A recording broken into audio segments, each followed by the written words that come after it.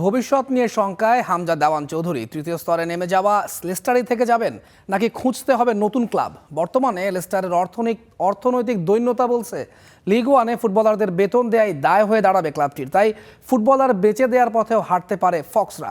সেক্ষেত্রে নতুন ঠিকানা খুঁজতে হতে পারে হামজা চৌধুরীকে। হামজা চৌধুরীর কপালে কি আছে? ভাগ্যের নিষ্ঠুর খেলায় এখন যেন প্রবল ঝড়ের মধ্যে অস্থিরভাবে দুলছে তার ফুটবল জীবনের পাল্লা।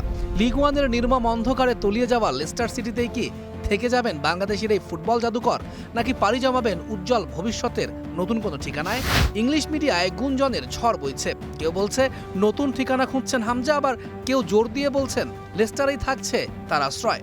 প্রশ্নটা কিন্তু ঘুরে ফিরে একই জায়গায় এসে থামে।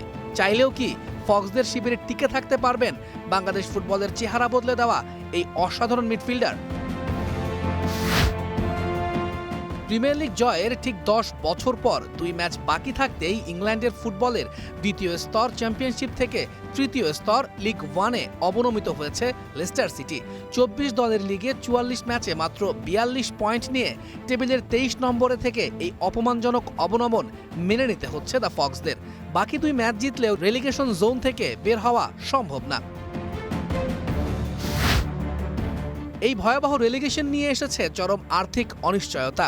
2023-24 মৌসুমে নির্ধারিত সীমার চেয়ে 2,80,00,000 পাউন্ড বেশি লোকসান গুনেছে ক্লাবটি, যার ফলে 6 পয়েন্ট জরিমানাও হয়েছে। পরের মৌসুমে সেই লোকসানের পরিমাণ দাঁড়ায় 7,11,00,000 পাউন্ডে। শুধু তাই নয়, 2023-24 মৌসুমে তারা ফুটবলারদের বেতন দিয়েছে আয়ের চেয়েও বেশি।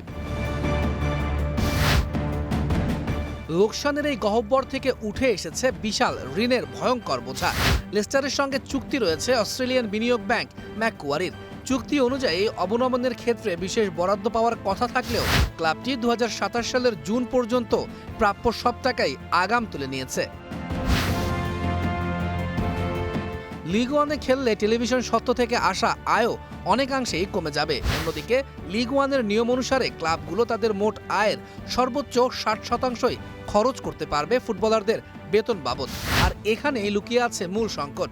লিগ ওয়ানের অন্যান্য ক্লাবের তুলনায় লেস্টারের ফুটবলারদের বেতন আকাশ ছোঁয়া, যা আয়ের পুরোটা দিয়েও পূরণ করা সম্ভব হচ্ছে না। ঠিক এই সংকটের কেন্দ্রবিন্দুতেই আটকে গেছেন হামজা চৌধুরীও। ক্লাবকে বাঁচাতে হলে কর্তৃপক্ষকে হয় ফুটবলারদের বেতন কমাতে হবে, নয়তো দামি ও অভিজ্ঞ খেলোয়াড়দের ছেড়ে দিতে হবে।